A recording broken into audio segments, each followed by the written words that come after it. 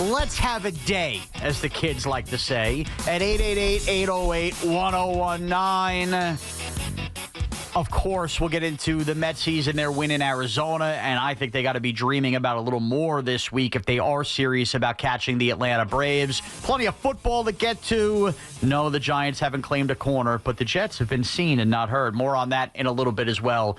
But I think it's time to say this, and it's been time to say it, but it's now time to more than say it and hammer down. And I don't know how every Yankee fan won't be in agreement on this at 888-808-1019, but if you are, it's a call to a cry for help to Brian Cashman and the New York Yankees.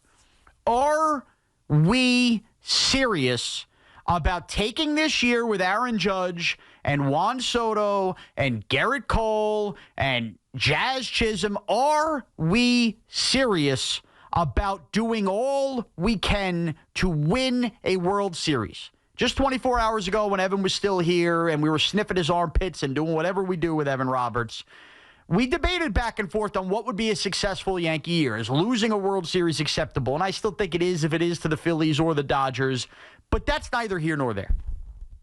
The Yankees, yet again, failed to sweep a far, far inferior opponent to them, just like we saw in Game 2 versus Colorado. Just like we've seen on and on and on and on. I mean, insert the series over the last 2-3 months. Even the Yankees have slightly turned this around post-deadline.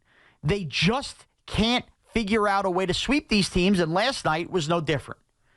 But there is a way in the post-trade deadline world for the Yankees to rev things up with a month left in the season and get serious about being all in.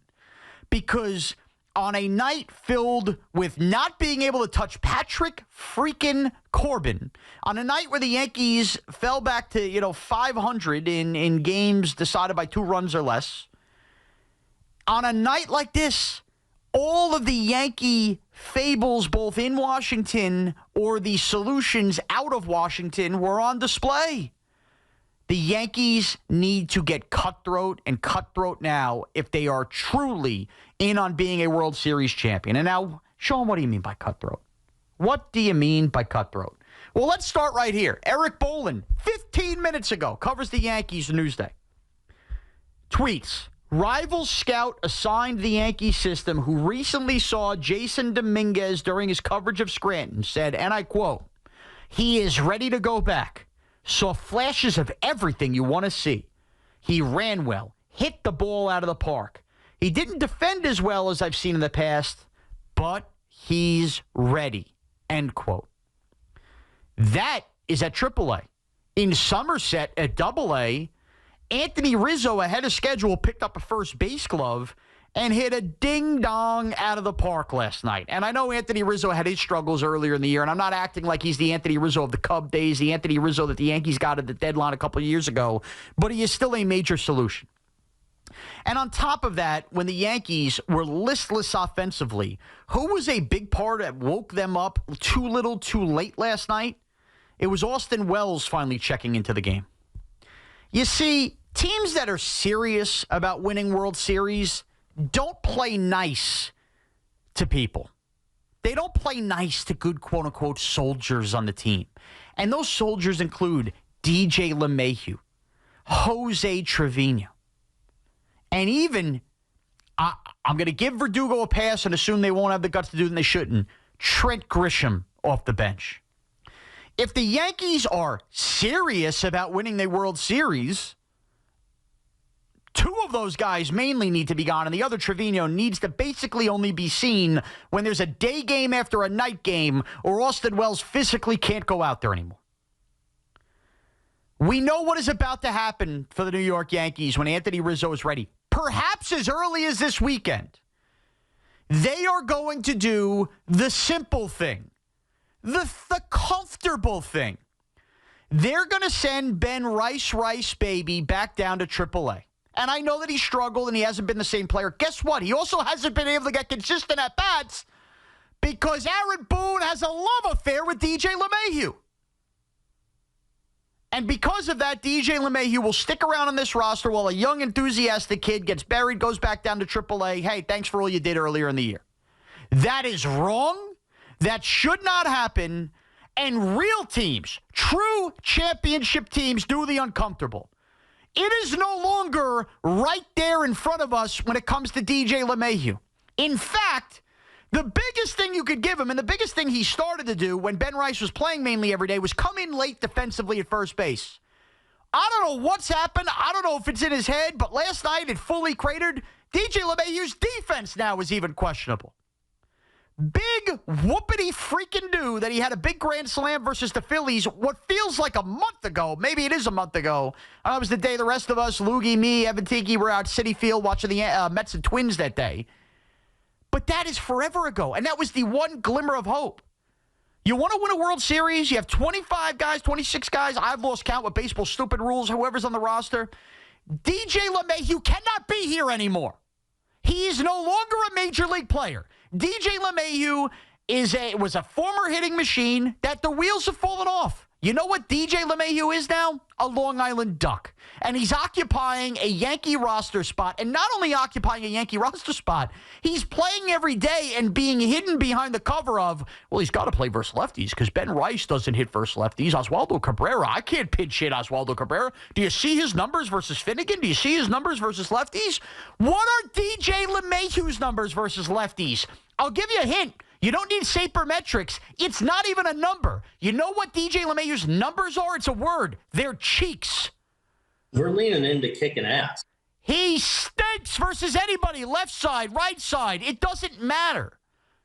World Series teams don't carry corpses of DJ LeMahieu on there. He's not even valuable off the bench defensively because Oswaldo Cabrera plays all those positions better. And then there's Jose Trevino. And I don't like calling people liars, but people are liars. And for the first time, I've been a defender, and I like him. I like Aaron Boone as a manager gets too much heat. He lied to us. Because when Jose Trevino was coming off of the IL, Jose Trevino, we were told, oh, no, this is Austin Wells. He was hitting cleanup. Austin Wells, when he's good and he's right, and I know Giancarlo was just coming back, was finally the solution in the cleanup hole for this team behind Soto and Judge. And now we're force-feeding Jose Trevino. Spoiler alert, his throwing problems, by the way, defensively, I don't want to hear about his defense, still are a problem. Can't throw anybody out. And he is a guy that when he's in the lineup has to hit at best seventh, and that's being generous. Why would you take a formidable bat out of the middle of your order, one of the better offensive catchers in baseball, to do a lefty-righty platoon? Enough.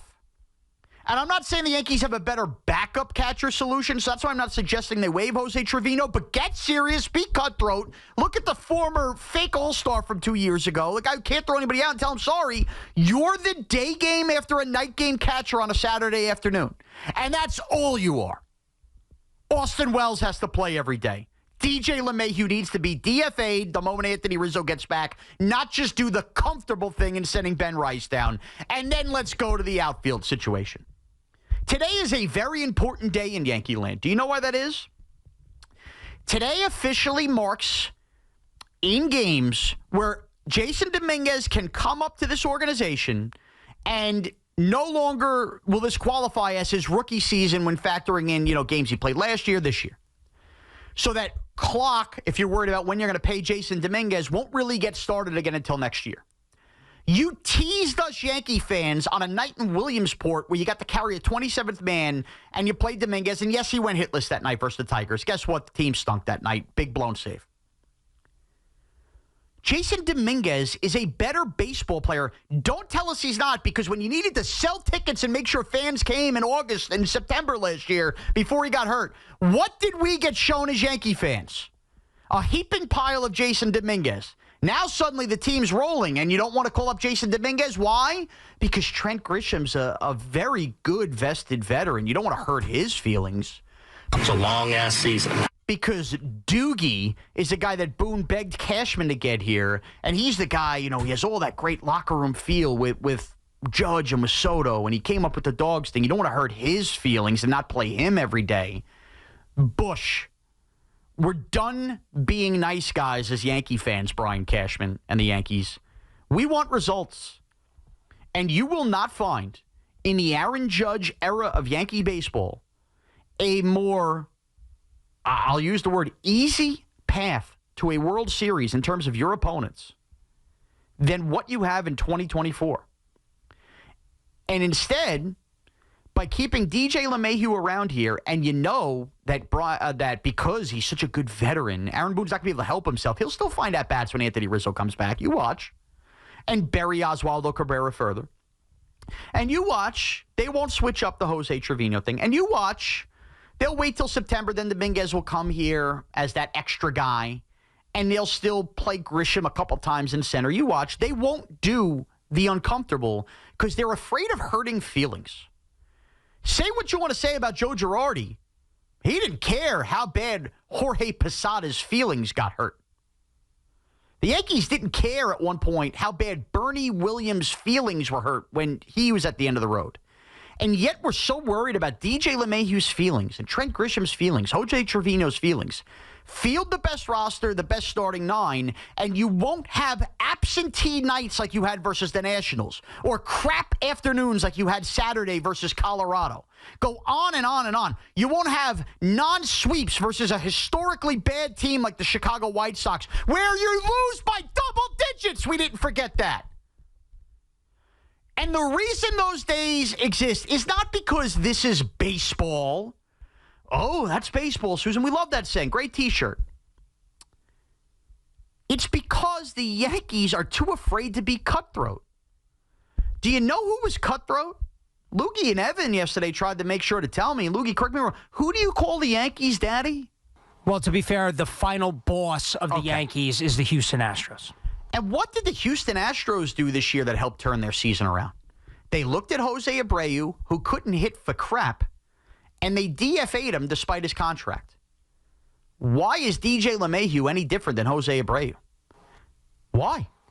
Because the Yankees run a country club. Yeah. And DJ is a long-standing member, and they're very loyal to their members. Yeah, and that's exactly it. I botched it again. Stop being so loyal and be cutthroat. Because championships aren't guaranteed. And as we've come to know in this town, not just the Yankees, even getting to these bad boys is hard to do. We've talked about the Knicks in this town, and, you know, Loogie likes to call them the uncrowned champions.